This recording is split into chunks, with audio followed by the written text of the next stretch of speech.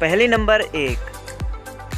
ख्वाब में अगर आप अपने आप को मरता हुआ देखें तो मरने से पहले ख्वाब क्यों ख़त्म